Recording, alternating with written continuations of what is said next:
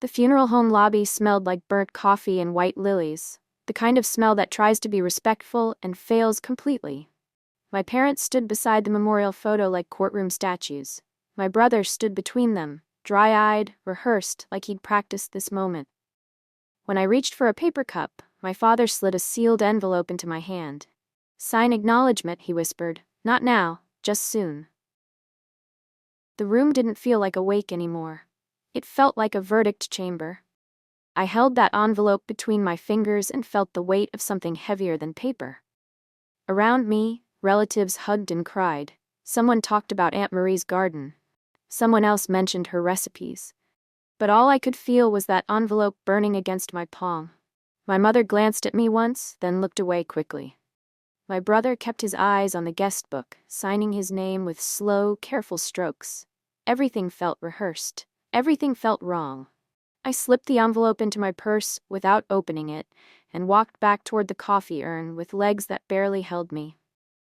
My name is Rain Pasley. I'm 34 years old. For 3 years, I was apparently classified as adaptable furniture. While they built careers, I built survival for everyone else. When Aunt Marie got sick, I moved in. I paid the $1,840 monthly mortgage for my freelance bookkeeping work. I coordinated hospice schedules, pharmacy runs, insurance calls, night alarms, and medication logs that never ended. My brother visited on holidays with bakery pies and loud opinions about treatment options he'd Googled the night before. I was the one who knew which stair creaked and which bill auto-drafted on the 14th. I knew that Marie liked her tea at exactly 3 p.m. and needed her medication crushed into applesauce. I knew the pharmacy tech's name was Brenda, and she worked Tuesdays through Saturdays. I knew everything because I lived it. Every single day. Every single night.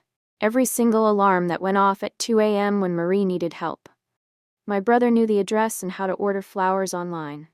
My mother finally said it near the guest book table, her voice soft like she was trying to cushion a blade. "You got valuable life experience living there," she said carefully. "Your brother needs stability now. You're adaptable." I introduced myself to the silence in my chest. Adaptable. That word sat in my mouth like ash. I wanted to ask what stability my brother needed when he lived in a downtown condo with a gym and a doorman. I wanted to ask what life experience was worth when you paid for it with 3 years of your life. But I didn't. I just nodded. My father touched my shoulder briefly, like he was patting a dog. "We know you'll understand," he said. "You always do." My brother finally looked at me then. His eyes were grateful, relieved, victorious. He didn't say anything. He didn't have to. I understood everything perfectly. I understood that I'd been useful. I understood that useful things get replaced when something better comes along. I excused myself to the bathroom and read the envelope there. 30 days. Legal letterhead.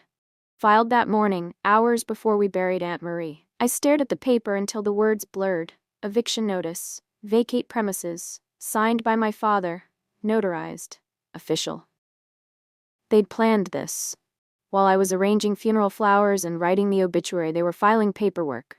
While I was choosing Marie's burial dress, they were choosing which child deserved the house. I washed my face with cold water and walked back out. I hugged relatives, I thanked people for coming. I signed nothing. "I won't make this harder," I told my parents calmly near the door. "You'll have the house." My mother looked relieved. My father nodded approvingly. My brother smiled like he won something. I left with 2 boxes, my laptop, and a slim black binder they never once asked about. In my car, I sat in silence for 20 minutes. Then I drove to my friend's apartment and asked if I could stay on her couch for a few weeks. She said yes before I even finished asking. I didn't cry. I didn't scream. I just unpacked my boxes and opened my laptop. The house ran on systems no one saw. I built the expense tracker with 417 categorized entries. I negotiated the property tax reassessment that lowered the bill by $6,200 annually. I handled the medical reimbursement claims worth $48,000 still pending with the state. I managed the rental of the back unit to a traveling nurse named Stephanie that covered half the mortgage. Every password, vendor contact, maintenance warranty, and insurance rider flowed through me. The heating system needed its filter changed every 6 weeks, not 3 months like the manual said. The basement sump pump had a backup battery that needed testing monthly. The insurance company required quarterly occupancy confirmations. The medical equipment rental had specific return procedures. They thought they inherited a house. They inherited a cockpit without instruments. I knew every wire, every switch, every deadline, every contact. I knew which contractor answered after 6 p.m. and which pharmacy delivered on Sundays. I knew the code to reset the security system and the trick to unstick the garbage disposal. I'd built it all carefully over 3 years. Not because I planned this moment, but because I cared. Now that care was about to teach them something. My brother texted on day 4. "Need the utility master login." I replied, "Check your mail." There was no mail with that information. There never would be. My parents called twice. I kept replies short, neutral, polite, no speeches, no wounds on display. I packed, moved into a modest 1-bedroom apartment across town, and took on 2 new bookkeeping clients. Silence is strangely loud when people expect begging. I didn't block their numbers. I didn't ignore them. I just responded with professional courtesy, like they were clients I was transitioning away from. "Can you send the insurance password? I'll look into that when I have time. Where's the contact for the water heater guy? I'm sure you can find someone local. Rain, we need your help.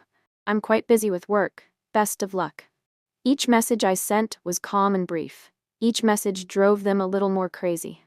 I could feel their frustration building with every short reply, every non-answer, every polite deflection. They'd expected me to collapse or to fight. Instead, I disappeared into professional distance. It was perfect. The dominoes began falling exactly on schedule. Week 2 brought a property insurance flag for unverified occupancy change that froze coverage. Week 3 saw Stephanie, the nurse tenant, give notice because no one renewed her credential paperwork for the rental agreement. Week 4 crashed when mortgage autopay failed because the linked escrow subaccount required a controller code only I had. Week 5 delivered a county letter citing non-compliant medical renovation permits from the sick room conversion I'd managed. Each issue traced back to one missing line of knowledge. Me. My brother called 4 times in one day. I was in a client meeting and let them all go to voicemail. When I listened later, his voice climbed higher with each message. "Rain, this is important. Rain, call me back now. Rain, you're being ridiculous. Rain, you need to fix this." I deleted them all and went to dinner with my friend. We had pasta and laughed about her terrible dating app matches. I slept well that night. The house was no longer my problem. My brother showed up at my apartment on a Tuesday evening with forced charm and a folder of panic. "You set this up to fail," he said, not even greeting me first. I opened my black binder calmly. Inside were dated emails, vendor confirmations, permit applications, payment proofs, reimbursement approvals, and a signed caregiver contract naming me financial operator during Marie's care period. "I didn't bring anger," I told him quietly. "I brought documentation." He went pale as I flipped through pages, showing him 3 years of my work. Every receipt, every email, every note, everything organized, labeled, dated. Then he recovered, confidence flooding back like a shield. "Doesn't matter. We own it now." I closed the binder softly. "Ownership and liability are cousins," I said, "not twins." He stared at me like I'd spoken another language. "What does that mean?" "You'll find out." I showed him to the door. He stood in my hallway for a moment, folder hanging from his hand, looking confused and angry and something else. Something like fear. "You're really gonna do this?" he asked. "I'm not doing anything," I said. "I'm just not fixing what I didn't break." He left without another word. 2 weeks later, a certified letter reached all 3 of us. The state caregiver reimbursement office approved the $48,000 medical claim for Marie's care. Payable to responsible financial operator on record. Me. Because the filings were submitted under my bonded bookkeeping license, with my name as the financial manager, signed and notarized properly. My parents called within 6 minutes. "There's been a mistake," my mother said, her voice tight. "No mistake," I replied. "I filed everything correctly 3 months ago. The state just processes slowly. That money should go to the estate. The money goes to the operator on record. That's how caregiver reimbursement works." My father got on the line. "Rain, be reasonable." "I am being reasonable. I'm following the law." "We'll take this to our lawyer." That's your right, I said calmly. My documentation is complete. Good luck. I hung up and made myself tea. Outside my window, the city moved on like nothing had happened. But inside, something had shifted. Something that felt like justice wearing sensible shoes. They hired an attorney and tried to redirect the funds. That's when the second twist cracked open like an egg. The caregiver contract they signed included a recovery clause buried in Section 7, Paragraph 3. If removed from the residence without mutual settlement, I retained reimbursement rights, plus consulting fees, at $120 per hour for transition support. They had signed it at the kitchen table 2 years earlier, between soup and small talk. I'd explained it was standard. They'd barely read it. My brother hadn't been there. Their lawyer called me remarkably thorough in a voicemail. 3 days later, their lawyer called my phone directly. Miss Pasley, I've reviewed your documentation. And? It's airtight. My clients didn't understand what they signed. I explained it clearly. They chose not to pay attention. A long pause. They're prepared to negotiate. I'm listening. They propose you keep the reimbursement and waive the consulting clause. I'll consider it, I said. I didn't agree yet. Something told me to wait. Something told me there was one more shoe waiting to drop. I was right. An audit followed the permit issues. My detailed logs protected the medical modifications I'd completed properly and exposed that my brother had canceled 2 required inspections after taking over. County records updated publicly online. Real estate agents stopped returning his calls. A pending refinance collapsed when the bank saw the permit problems. Stephanie, the nurse tenant, filed a small claim for mishandled deposit transfer and won $20,400. No scandal explosion. Just steady credibility erosion. Like a shoreline losing sand, slow and inevitable. My brother's name appeared in county violation records. 3 different real estate forums mentioned the property address with warnings. The house value dropped. I didn't cause any of it. I just stopped preventing it. My mother called, crying, "Why are you doing this to us?" "I'm not doing anything to you," I said honestly. "I'm just not doing anything for you anymore." "That's the same thing." "No," I said, "it's really not." She hung up on me. I finished my coffee and logged into my client work. My business was growing steadily. 3 new clients in 2 weeks. People wanted someone organized and reliable. Turned out, I'd been building my reputation while taking care of Marie. They offered a settlement.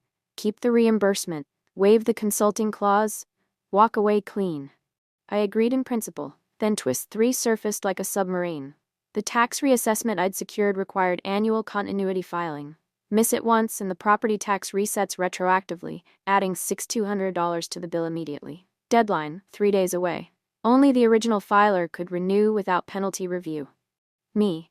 My father called, and his voice was different this time. Tired. Defeated. "Rain, we need you to file the tax continuity." "That's a complicated process." "We'll pay your consulting rate. It's 11 hours of work minimum." Silence. Then, "Fine. Just do it." I could have refused. I could have let the deadline pass and watched them scramble. Part of me wanted to. But I thought about Marie. I thought about the house she loved. I thought about my own professional standards that I'd built over years. And I decided what kind of person I wanted to be. I filed the renewal. Not for them. For the estate record accuracy and my own professional standard. The savings held. Then I invoiced exactly 11 hours. No padding, no theatrics, just honest work at my stated rate. Their attorney paid it the same day.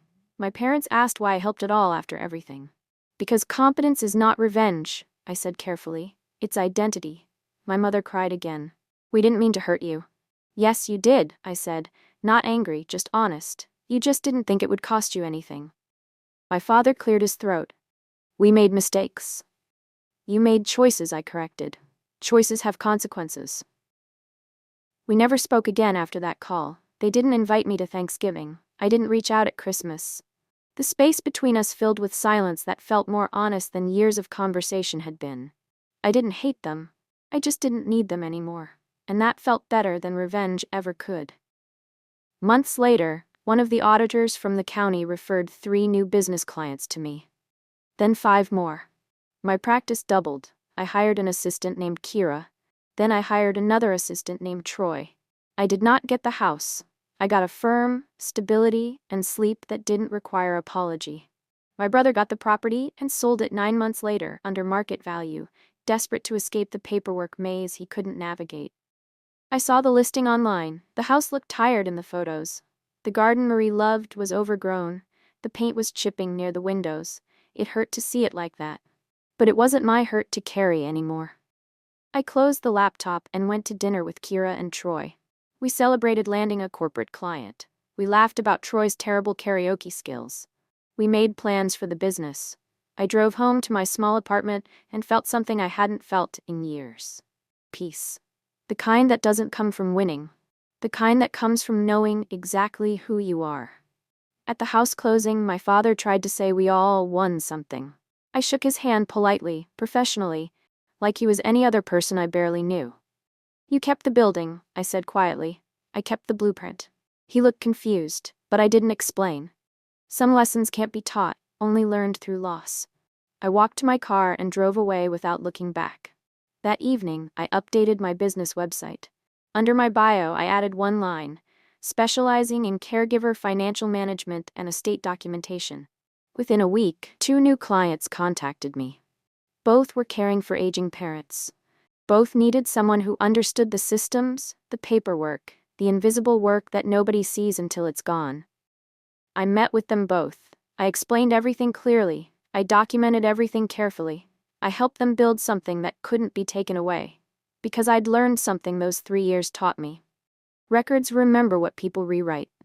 And competence is the quietest, strongest kind of power. My phone buzzed with a text from Kira, new client inquiry. Sounds perfect for you. I smiled and replied, send them my calendar. Outside my window, the city lights flickered on as the sun set. Tomorrow would bring new work, new clients, new systems to build.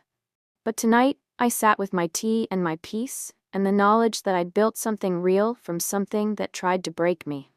Some people inherit houses. I inherited myself. And that was worth more than any property deed could ever be.